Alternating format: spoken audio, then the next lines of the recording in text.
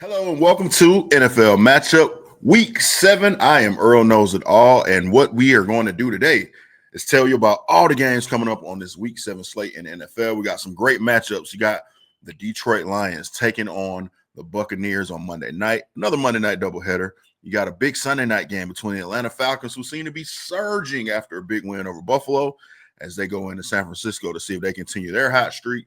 And, of course, you have some division rival games. The Chiefs, who got back on track, they're taking on their old friends, the Raiders, man, the old AFL battle. Well, we got all those games and more, man. But the first game that we're going to start with is our Thursday night game, and this is also a division rival game.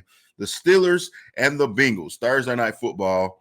The Pittsburgh Steelers are 5.5-point favorites in this game. Of course, the Bengals just added a guy who's played for almost every team in the AFC North except the Steelers at this point, Joe Flacco. Flacco came in, had a pretty decent game against the Packers, man. You saw T. Higgins get going and Jamar Chase get going. He's a little bit better option than what you have at quarterback when you had Browning, but unfortunately the Bengals are still finding themselves in a tough spot without having Joe Burrow until December, and possibly their season is shot, so we may not see him at all at this point, man.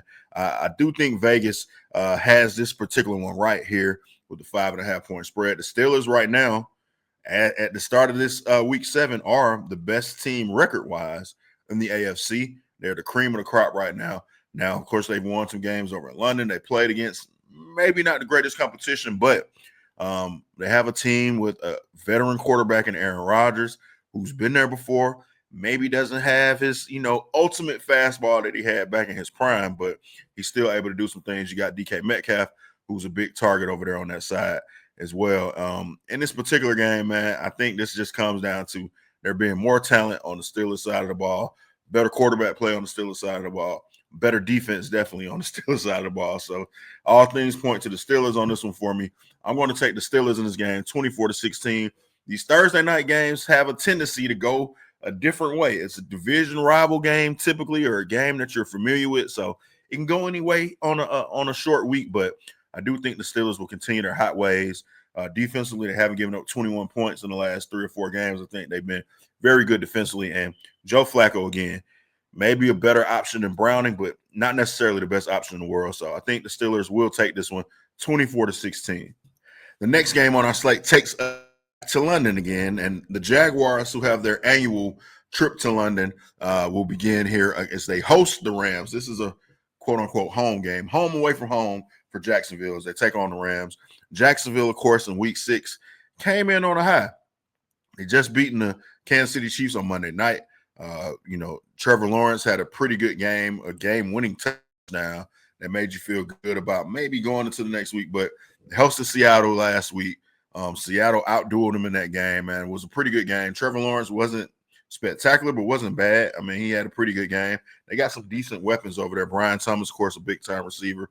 You still got Travis Hunter, who we'd like to maybe see get going offensively for them as well, get a little bit more involved, and a good running game with Travis Etienne as well. But the Rams, of course, are coming off a big victory over Baltimore without Lamar Jackson. They went in, handle your business, 17-3, nothing spectacular, kind of an ugly win.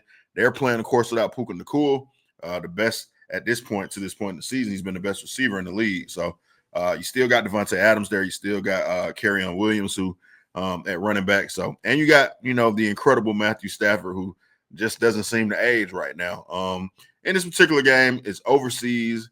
These games have been a little bit sloppy. They haven't been, the best football games. We just saw Denver and the New York Jets probably set football back 100 years, man. They've only been playing it for 102 or 3, I think, in the NFL anyway. And, it was unfortunate to have to watch that, but maybe you get a little bit better product today. But 3-point spread in this one as the Rams are favorites. I think Jacksonville will keep it closer than that, but I do think the Rams take this game 20-18. No true home field advantage in this one, even though Jacksonville does play over in London every single year. I don't know that they built the fan base there. It's just people who like to watch these games who are coming out to them. So I don't know that you'll see a distinction in, Jacksonville has some kind of advantage, even though they're quote-unquote the home team. So with that being said, I do think the Rams win this game, but I think Jacksonville will cover if you're looking to lay a little something on this one, man. Our next game brings us back across the pond over to the States, and we go to the Windy City where the Bears will be hosting the Saints at 1 p.m. on Sunday. Bears 5.5-point favorites in this game. Bears coming off a huge Monday night win, man. Big time game. Came down, of course, to the last second again, man, where they play pretty good games against Washington, man, against the Commanders. We've seen two games the last 2 years between those two teams on the final play of the game, man. And the Bears have some momentum going up. They've won a couple games in a row. The Saints, of course, won their first game a couple weeks ago against the Giants. Came back and lost to the Patriots team in a tough, hard-fought game. One thing I'll say about Kellen Moore, even though the Saints may have a talent deficiency, they've been in every game or they've kept it closer than people thought they would in most of those games, man. I think this particular game, though, I like the Bears a little bit more. I like Ben Johnson.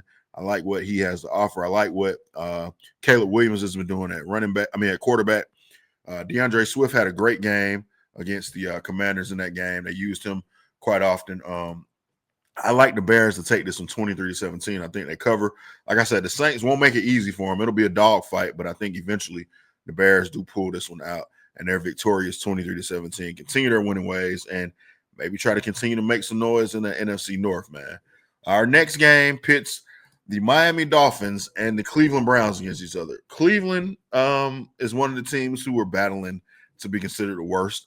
The Dolphins have punched their ticket to that party of worst team in NFL since week 1 when they got spanked by the Indianapolis Colts.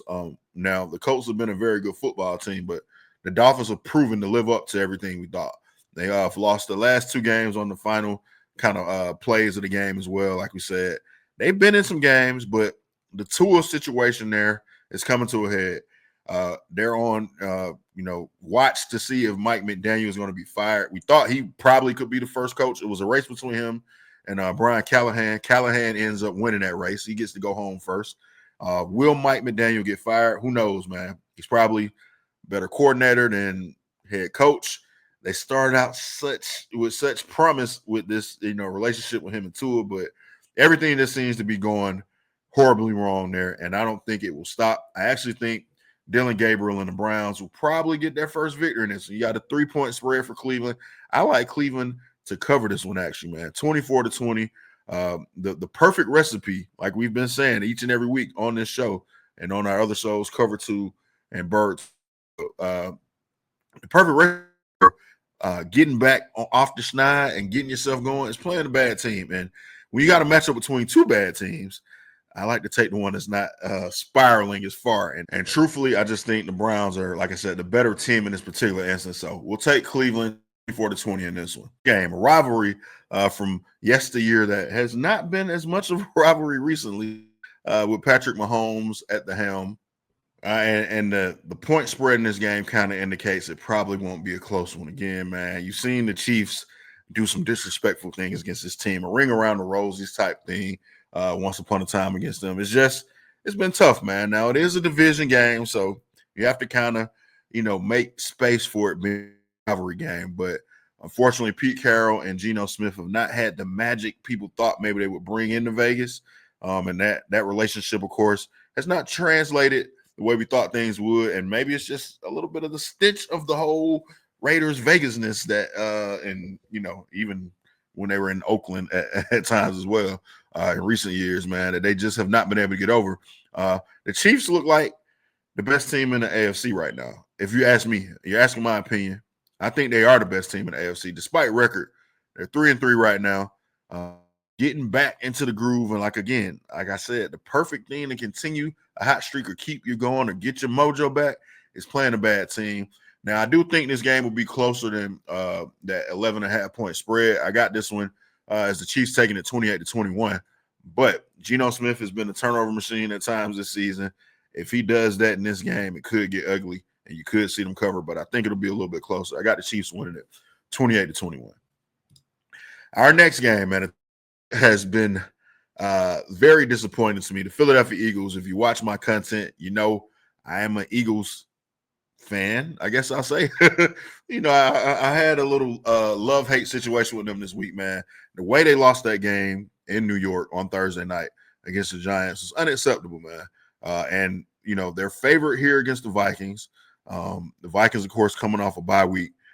This is an opportunity for the Vikings maybe to steal one, but if the Eagles are who we think they are, if they're still going to be a team that's going to compete possibly for a championship, you got to be able to get your offense rolling, man, and they have not been able to do that, and specifically the running game. Running game with Saquon Barkley, he's had 6 carries 2 weeks ago, 12 carries last week. They got outran by Scatterboo in New York in that head-to-head matchup. They've got to figure something out. And maybe it may just be a case of this guy carried the ball over 400 times last year, over 400 touches. And, the offensive line isn't, it's older. It's a little bit less reliable than it was in years past. And, they played a lot of football the last 3 or 4 years, getting all the way to the Super Bowl 2 of the last 3 years. So I like the Vikings. I like the Eagles to get off the schneid in this game, but I got to be 100% transparent with you. Not very confident in what I'm seeing from them. Every game has kind of been a fight and a struggle with them this year.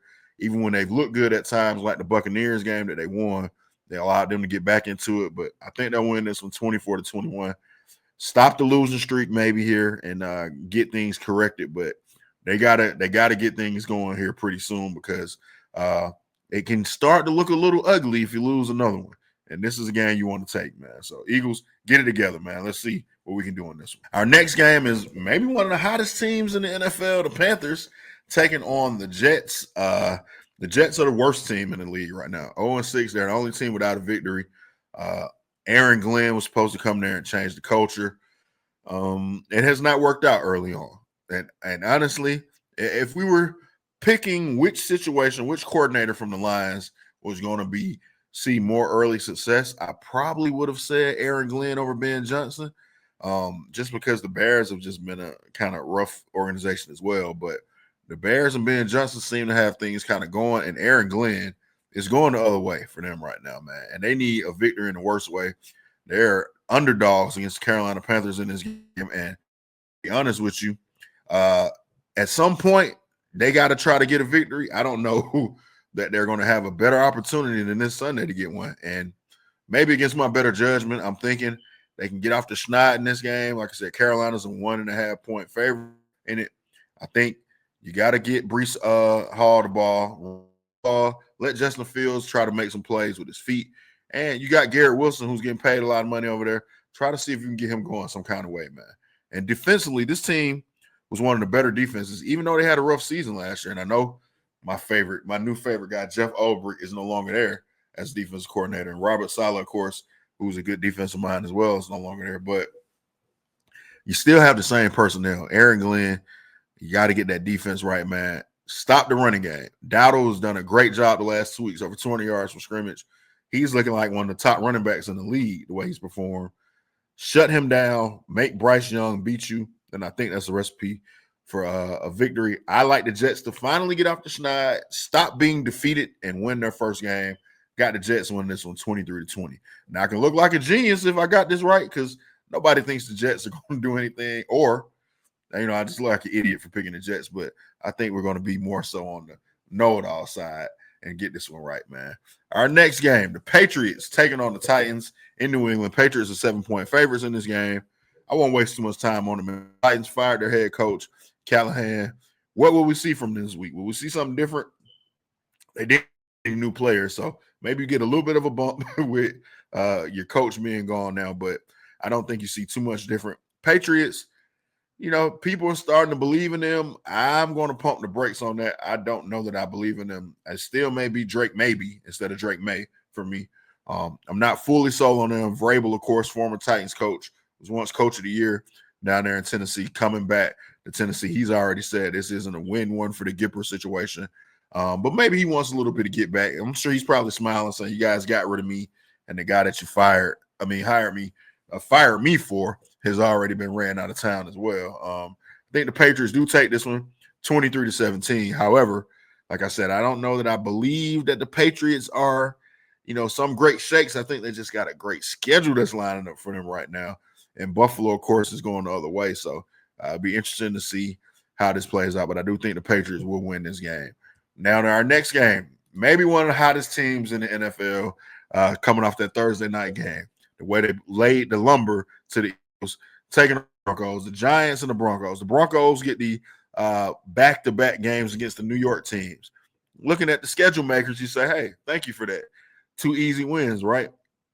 Maybe we'll see. Again, if you follow any of my content, you know, not a big Bo Nix guy. Again, they had to scratch and claw to win that game against a Jets team that passed for negative 10 yards. They only won 13-11 against a team that had 10 passing yards. So Denver's no great shakes. I mean, they have a good record right now. They're winning some games, but it's a lot of smoke and mirrors, man. And on the other hand of that, I don't know that I'm sold on Jackson Dart. I do like Scatterboo, though. You know, like I said, us big head guys got to stick together. And I like Scatterboo a lot, man. He's a good young running back. Liked him in college at Arizona State as well. But in this particular game, I think 7 points is very generous. If you're scoring this one at home, if you're betting, take the 7, man. I think the Giants will lose it, but they're covering this one 21-18. Again, like I said, probably not a game that I would watch unless I had some vested interest in it. And you do what you will with that, man. Our next game pits our team in the in the AFC, the Colts. They have done their thing, man, led by Indiana Jones, Daniel Jones, man, Danny Dimes. They go into LA to take on the Los Angeles Chargers. Chargers 1.5-point favorites. Chargers, after starting hot, have done what the Chargers do. They've lost a couple games, lost to the Commanders, had to fight and claw to beat the Dolphins last week. Now, I will say this. I don't trust the Chargers, and I don't know why I'm going out on this limb, because my number one rule is never trust the Chargers, but I'm still not fully sold on Danny Dimes, man. I just got to be honest with you. The Colts have played well. They got a very good running game with Jonathan Taylor, of course, and they have seemed to put Daniel Jones in situations that he can thrive in. And, that's good coaching. But in this particular instance, I'll go with the coaching from Jim Harbaugh and the Chargers. I think the Chargers are going to maybe right the ship a little bit, man, get a little bit of momentum going here. They can sense the Chiefs getting back into the swing of things, and they want to make a playoff push. You got to try to kind of win some of these games. I got the Chargers winning this one by 3, 27-24. I got them covering it. Pick 'em game almost. Not necessarily pick 'em, but Chargers 1.5-point favorites, and I think they will cover in this one. We go now to another 4 o'clock game out in Arizona. The Cardinals will host the Packers. Packers have been kind of quiet. They had a lot of hype early on, came into the season with a lot of bolster based on that Michael Parsons trade. Things have kind of died down now. I don't hear people saying, hey, the Packers are the best team in the NFC. They're going to get to the Super Bowl. Like, even I fell a victim, too, after the first couple of weeks when they beat Detroit and beat Washington on Thursday Night Football. They came back down to earth. Had a little bit of a dogfight with the Bengals in that game as well, but handled their business and win it. They're 6.5-point favorites in this one. I do not have them covering this one, though. I got them winning it 27-21. So Cardinals keep it a little bit closer than we think, and maybe the home field advantage will help them a tad bit. But I do think the Packers win this one. I think the Packers eventually will be a team that could be in the mix at the end of the season. But our next game is a rivalry, oldest time as well, man. You got the Commanders taking on the Cowboys. I've seen on Twitter already, or X, a lot of back and forth between these teams, even before they played each other, talking about, how do you guys lose a game to the Panthers versus, you guys blew that game against the Bears. They're already in mid-season form. You got to love this when these two teams get together. 1.5-point spread in this one, man. Now, the Cowboys offensively with Dak have been great. They run the ball well. They've been throwing it all over the place. Pickens has been great for the Cowboys as well so far this season. But they have a very porous defense, man. And the Commanders kind of did everything they could to lose that game against the Bears on Monday Night Football. Looked like they had it under control and then fumbled it away, no pun intended. Jaden Daniels, of course, taking accountability for that loss. You like to see that from a young man. I think the Commanders get back on track in this game, and that's because of the porous Cowboys defense, man. I think you may see a shootout in this one in Jerry's world, man. The Commanders take it 31-27. My prediction that the Commanders may not make it to the playoffs is still looking kind of good, man. But I think this is one of the games they'll get now. Like I said, the NFC East seems to be a division that's there for the taking. I'm not jumping ship totally on the Eagles just yet. But like I said, one of these teams, if they could just put something together, they would have a very good chance of probably making a push in that division. But I don't know that either one of these teams are going to be capable of doing that, man. Next up, we'll go to our Sunday night game, man. Of course, the Atlanta Falcons come in to San Francisco riding high after a big upset victory over Josh Allen and the Buffalo Bills. Bijan Robinson has been phenomenal. This is a perfect time to plug my other show, Bird Talk. If you haven't seen it, man, you can watch our recap of what the Falcons did against Buffalo in that game and a brief preview of what we think could happen here. The Falcons have been a team that's gotten after the quarterback a little bit better than they have in previous years, man. Jeff Ulbricht's defense has been very aggressive. They blitzed Josh Allen in that second half over 70% of the time, I think, when he dropped back to pass the football. So Mac Jones, a guy who was, struggled a bit in his career and definitely struggled last week, turned the ball over a couple times in that loss to the Buccaneers. This is an opportunity if you're the Falcons to continue your hot streak. Another primetime game. They've been the primetime Birds. Old school division rival, two teams that know each other from back in the day pretty well, man. And back in the day, the 49ers used to lick their chops when the Falcons came to town. I don't think they're going to be doing that this Sunday. I think the Falcons will continue their hot streak currently, man, and they are enjoying themselves playing against a wounded team that just lost their heart and soul on defense and Fred Warner as well. So Falcons take this one 27-20 on Sunday night, continue their winning ways, and try to keep pace with the rest of that division in the NFC South. And the 49ers, maybe they start to see a little bit of slippage there, kind of see if Brock Purdy's coming back. We'll see if he's on the clock, man, because they may need him. The next game that we have here, doubleheader on Monday night, of course, again, the Buccaneers going into Detroit to take on the Lions. Detroit is 5.5-point favorites in this game. I can't believe it's that big of a spread. Detroit, of course, coming off a loss in their last game. And now you got the Buccaneers. I mean, and a bad loss. I won't even say bad loss. They lost to a good Kansas City team, but they got kind of pushed around in that game and spanked a little bit against Kansas City. And now you got the Buccaneers who've been kind of the comeback kids, man. Buccaneers got a lot of injuries, though. They lost Emeka Egbuka, who's been one of the best young rookie player, maybe offensive rookie of the year coming before he got that injury last week. And it seems like Baker Mayfield just keeps finding a way, man. Losing Mike Evans, losing his number 2 guy in Emeka Egbuka, and they still are able to go out here and win the game against the 49ers team. Now, the Lions are probably a little bit more tougher competition for them. It seems like every time we say, hey, this team's the best team, this team's the best team, this is the best team, they start to fall back down to earth, and the Lions fell victim to that last week against Kansas City, which we knew that was going to be a tough matchup anyway. But the Buccaneers are a team that we haven't said, but they just keep doing some big things with Baker Mayfield. Now, I think that 5.5-point spread is a little too large in this one, man, but I'm going to go with the Lions to win this game, though, 27-23. I think the Buccaneers get another L and another Italian L column for them in this particular game. So we'll go with the Lions to win this one 27-23, but I do think the Buccaneers will cover. Now, our last game of the evening, and this one, the doubleheader this time is not like a simulcast, I guess, or not starting an hour later. You got a 10 p.m. Monday night game. I'm going to be 100% honest with you. The way my life is set up, I'm going to have to catch this one on Tuesday morning and see what the highlights were, because I won't be staying up to 10 p.m. to watch this one, man. You got the Texans taking on the Seahawks. Texans coming off a bye week. Maybe they're getting their, kind of groove back a little bit. And the Seahawks and Sam Darnold have been one of the better teams in the league so far. Just keep it simple. You got some good weapons around. You play some pretty decent defense and, win some games. Now, they've had a big victory over Jackson this week, coming into this game. And, you got that home crowd advantage, the 12th man in Seattle, 3.5-point favorites in this one.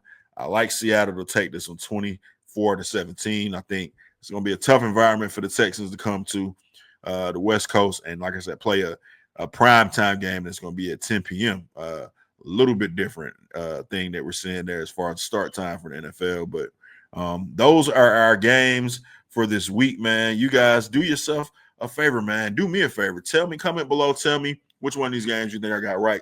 Tell me what you think about these predictions. What are your predictions that happened this week?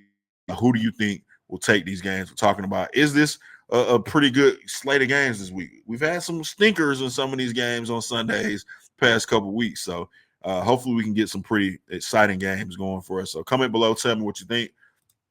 And as always, make sure you turn on your notifications. And if you have not subscribed to the channel yet, we do a lot of great things here on this channel on Cover 2. Make sure you subscribe, man. We give you, if you're a Falcons fan, Bird Talk on Mondays at 8 a.m. We also sprinkle in a little bonus episode every now and then, man. And I'll be honest with you, because they got a Sunday night game, it probably won't be 8 a.m. on Monday on this one. You'll probably get something a little bit later in the day on Monday. And now we also give you Cover 2 with B-Woo. Earl knows it all every Tuesday at 9 a.m. And, of course, this show here, NFL Matchup, Thursdays at 1 p.m. And we give you Pick 6 with Earl Knows It All on Fridays, man. We guarantee our 6 picks for you that are sure to make you a little bit of moolah, man, against the spread. So you guys make sure that you do yourselves a favor. Subscribe to the channel, like this video, and turn your notifications on, man, so you don't miss a thing. Another great week of football, man. Thursday night football is about to get ready to kick off in a few hours, so get your popcorn ready, man. If you're a Steelers fan, get your terrible towel out. If you're a Bengals fan, who they? Let's see what happens, man. Like I said, a lot of good football to kick this week off, man. So do yourselves a favor. Enjoy the games, and make sure you enjoy this week of football. We'll see you right back here next week. Have a good one.